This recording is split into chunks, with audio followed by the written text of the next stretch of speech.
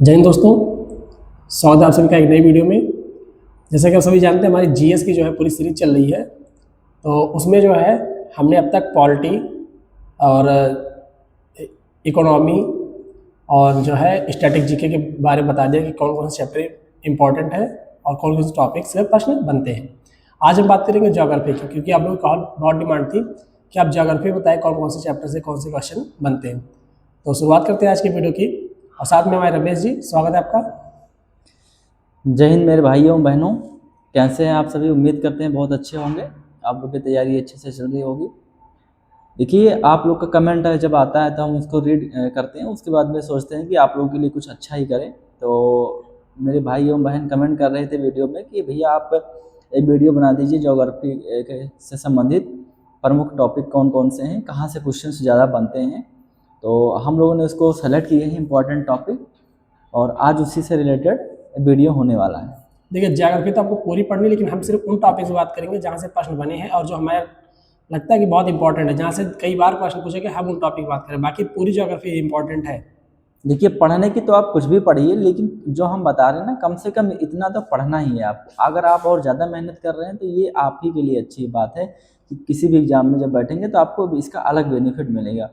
चलिए शुरू करते हैं, आपको बताते हैं प्रमुख टॉपिक के बारे में। देखिए, जो भूगोल है ना, इसमें 3 पार्ट होते हैं। एक विश्व का भूगोल होता है, एक भारत के परिप्रेक्ष्य में, और एक यूपी के परिप्रेक्ष्य में बात की जाती है।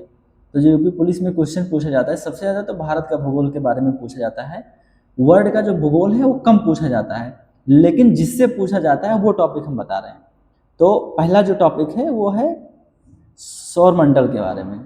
सौरमंडल जैसे टोटल कितने प्लेनेट हैं, सबसे बड़ा प्लेनेट कौन सा है, सबसे छोटा कौन है, सबसे ज़्यादा आयतन किस प्लेनेट का है, कौन सा प्लेनेट सबसे ज़्यादा दिन लगाता है सूर्य का चक्कर लगाने में, सबसे कम कौन सा लगाता है, ब्लू प्लेनेट किसे कहा जाता है, इवनिंग स्टार, मॉर्निंग स्टार किसे कहा जाता है, रेड प्लेनेट किसे कहा जाता है।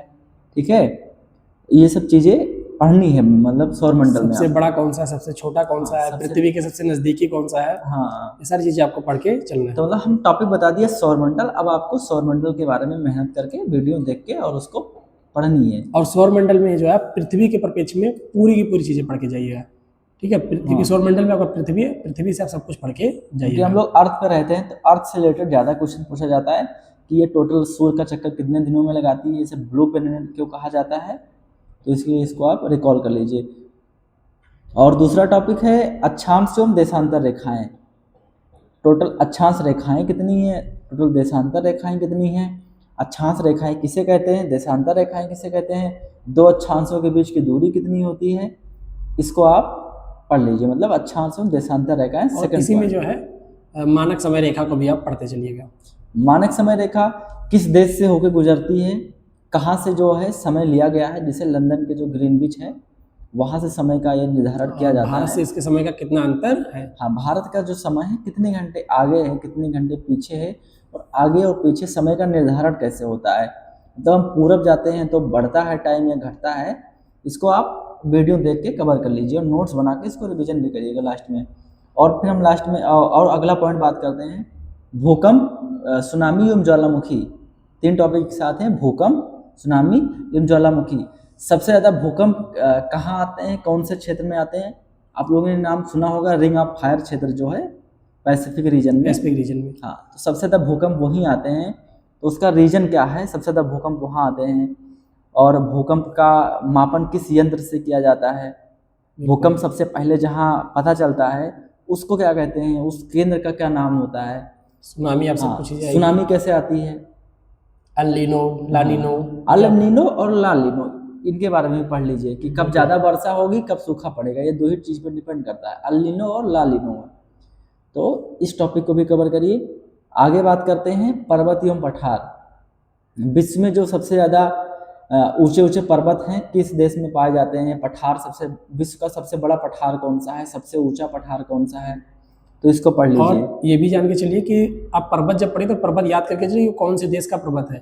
जैसे आपसे उराल पूछ लिया, रॉकी पूछ लिया, कौन से देश में स्थित है। देखिए टोटल, और उस पर्वत के टाइप के बारे में मान के चलिए कि कैसा पर्वत है, ब्लॉक पर्वत है, अभ्रंश पर्वत है, ठीक है, तो ऐसी हाँ, चीजें वलित वहां से कुछ पर्वत है। वलित पर्वत है। टोटल 7 महाद्वीप हैं। सातों महाद्वीप की आप सबसे ऊंची ऊंची जो चोटी है, पर्वत चोटी, उसका नाम याद कर लीजिए।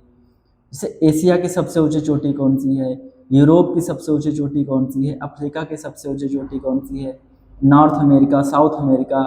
ऐसे आपको सातों महाद्वीप में, ऑस्ट्रेलिया हो गया, सब सातों महाद्वीप में जो सबसे ऊंची चोटी है, सातों को एक साथ लिख करके और उसको याद करना है। और जो सबसे ऊंची चोटी है वो किस पर्वत पे है, किस पर्वत का वो भाग है। ये क्योंकि ये कई बार सिविल सर्विसेज में पूछा जाता है, तो यूपी पुलिस में भी ये पूछा गया क्वेश्चन है, तो इसको भी आप याद कर लीजिए कि सबसे ऊंची चोटियाँ वो किस देश में है और किस पर्वत का वो पार्ट है। बिल्कुल, और नदियां भी सेम ऐसे ही आपको पढ़ के चलना है। ऐसे और अगला बात करें, नदी, झील एवं जलप्रपात। 3 टॉपिक अभी बताए ना, कि नदी, झील एवं जलप्रपात। जलप्रपात। अब नदी में क्या है, आपको कई प्रमुख नदियां हैं उनमें पढ़ लेनी है। जैसे नील नदी हो गया, नील नदी का अमेजन नदी हो गया। उद्गम कहाँ से होता है और उसका मुहाना कहाँ है। मुहाना मतलब जहाँ वो जाके गिरती है उसको मुहाना बोलते हैं। जहाँ से उसका ओरिजिन होता है, मतलब जल का स्रोत कहाँ से है, उसको उद्गम बोलते हैं। तो उद्गम कहाँ है, मुहाना कहाँ है, ये याद कर लीजिए। विश्व की सबसे लंबी नदी है नील नदी, तो उसकी लंबाई याद कर लीजिए। और सबसे ज़्यादा उसका प्रवाह किस देश में है, और उस पर अगर किसी बांध का निर्माण किया गया है, जैसे आसवन बांध बनाया गया है नील नदी पे, तो उसको याद कर लीजिए। और नदी हो गया झील। देखिए, जिसे हम नील नदी के बारे में बताए, तो इसका मतलब ये नहीं कि सिर्फ नील नदी पढ़नी है। विश्व की सबसे चौड़ी नदी है अमेजन नदी बताया, ठीक है, अमेजन नदी। अमेजन नदी किस महाद्वीप में है, ठीक है, किस देश से ओरिजिन होता है, इसको पढ़ लीजिए। उस पर कौन सा बांध है प्रमुख, उसके बारे में पढ़ लीजिए। और नॉर्थ अमेरिका की कुछ नदियां हैं, जैसे मिसिसिपी नदी हो गई, उसके बारे में पढ़ना है। अफ्रीका की कुछ नदियां हैं, हाँ, कांगो बेसिन हो गया। और लिम्पोपो नदी है जो मकर रेखा को 2 बार काटती है, तो उसको पढ़ लेना है, ठीक है। कांगो या जायरो नदी, राइन नदी जिसे तेल नदी के नाम से जाना जाता है, उसको पढ़ लेना है। और एक डेन्यूब नदी है जो सबसे ज़्यादा शहरों से होकर गुजरती है, डेन्यूब नदी। सबसे ज़्यादा देश की राजधानियाँ डेन्यूब नदी के तट पे हैं, तो आप डेन्यूब नदी पढ़ लीजिए। इसका मतलब कि जिसे हम आपको टॉपिक बता दिए कि आपको नदी पढ़ने हैं और झील पढ़ने हैं और जलप्रपात। तो आप प्रमुख रिवर जब डालेंगे यूट्यूब पे ना, तो आपको वीडियो मिल जाएंगे अच्छी। अब ये आप पे डिपेंड करता है कि आपको कौन सा वीडियो सबसे ज़्यादा पसंद आता है।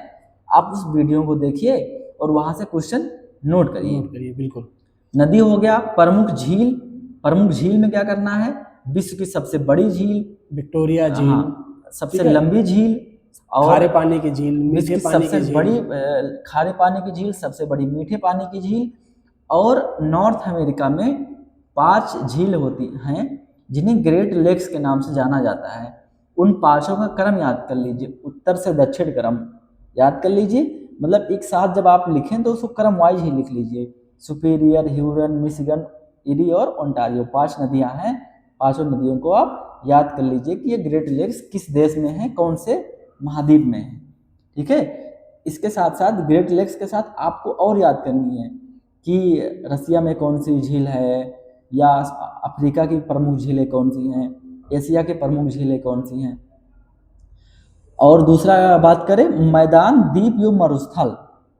प्रमुख देशों में जो प्रमुख घास के मैदान पाए जाते हैं ना, जैसे एग्जाम्पल से बात करें तो पंपास घास के मैदान सवाना अर्जेंटीना, सवाना घास के मैदान अफ्रीका में पाए जाते हैं। ऐसे प्रेरीज घास के मैदान कहाँ पाए जाते हैं, उत्तरी अमेरिका में। उत्तरी अमेरिका में प्रेरीज हो गया। एशिया में कौन सा पाया जाता है, स्ट्रॉबेरी जो है घास के मैदान न्यूजीलैंड में पाए जाते हैं। तो ऐसे अल्फाल्फा घास के मैदान भी अर्जेंटीना में पाया जाता है। तो इसका मतलब आप टॉपिक डाल के इसको भी सर्च कर सकते हैं। प्रमुख द्वीप, विश्व का सबसे बड़ा द्वीप, सबसे छोटा द्वीप किस देश में है, और अलग अलग कॉन्टिनेंट में जो द्वीप पाए जाते हैं, द्वीप के बारे में पढ़ना है। विश्व का सबसे बड़ा मरुस्थल, सबसे छोटा मरुस्थल, सबसे बड़ा मरुस्थल किस देश में है, कौन से रीजन में है, कौन से महाद्वीप में है, ठीक है, कौन से द्वीप देश में स्थित है, इसको भी आपको फोकस करके चलना है और लिखना है, नोट्स भी बनाना है। और अगला बात करें, वायुमंडल आपका छूट रहा था, तो वायुमंडल, ठीक है, वायुमंडल आप पूरा पढ़ के जाइए। गैसों के बारे में पढ़ के जाइए। सबसे तक गैसेस कौन सी हैं, और जो है जो आपके लेयर हैं उनको भी इसी में आप कवर कर लीजिए। हाँ, और बस ज़्यादा उस पर नहीं पूछा जाता है वर्ल्ड ज्योग्राफी के बारे में। एक दो चीज़ें हम और कहेंगे कि इसमें विश्व के प्रमुख उद्योग जो है ज्योग्राफी के पार्ट्स में आते हैं। बिल्कुल। जैसे वायुयान निर्माण के लिए विश्व का कौन सा शहर प्रसिद्ध है? सिएटल एक शहर है अमेरिका का, वो प्रसिद्ध है। मांस के लिए कौन सा हाँ, प्रसिद्ध है? मांस के लिए अर्जेंटीना में अल्फाल्फा घास का मैदान होता है ना, क्योंकि अर्जेंटीना में सबसे ज़्यादा मांस का निर्यात होता है। ऐसे एक है शिकागो में भी मांस का निर्माण होता है, जो मिशिगन नदी के तट पे स्थित है। तो उसको भी आपको इसे पढ़ के चलना है, हम टॉपिक बता दे रहे हैं ऐसे जल्दी जल्दी। अब बात करें भारत के परिप्रेक्ष्य में, वर्ल्ड लेवल पे इतना हो गया, नदी हो गया, मरुस्थल हो गया, झील हो गया, प्रमुख पठार हो गया, घास के मैदान हो गए, इसको ऐसे जो हम बता चुके हैं पिछले उसको पढ़िए, आगे बता रहे हैं। तो विश्व के जो भूगोल से जितने प्रश्न बन सकते थे यूपी पुलिस में, वो हमने आपको बता दिया है। नेक्स्ट वीडियो में जो है आपको यूपी के और साथ ही साथ में भारत के जो भूगोल से प्रश्न बनेंगे उनको हम लोग कवर करेंगे। हाँ, अगर फिर भी आपको कोई और डाउट होता है तो वीडियो के नीचे कमेंट सेक्शन में कमेंट करिए, और हम इसको रीड करने के बाद रिप्लाई करेंगे। और उस पर अगर वीडियो बनाने लायक है तो हम लोग वीडियो भी बनाते हैं। और लास्ट में ये कहना चाहेंगे, अगर आप चैनल पर नए हैं या पुराने हैं, अभी तक चैनल को सब्सक्राइब नहीं किए हैं, तो प्लीज़ चैनल को सब्सक्राइब कर लीजिए और सपोर्ट ऐसे बनाए रहिए। हम आपको वीडियो को शेयर कर दें, ताकि जो है अभी हमारे पास ज़्यादा नहीं, लगभग आप लोग जो है 1800 लोगों की संख्या हो चुकी है। धीरे धीरे इसको आप लोग जो हम चाहते हैं 10,000 के आसपास आप लोग जल्द से जल्द कर दीजिए। हाँ, और हमारा और गुलशन भाई का चैनल साथ में, दोनों लोग का एक चैनल एक साथ में मतलब ऐड रहता है, तो दोनों लोग को चैनल को सब्सक्राइब कर लीजिए। और थैंक यू फॉर वॉचिंग, और नेक्स्ट वीडियो में और टॉपिक बात करेंगे हम। जय हिंद साथियों।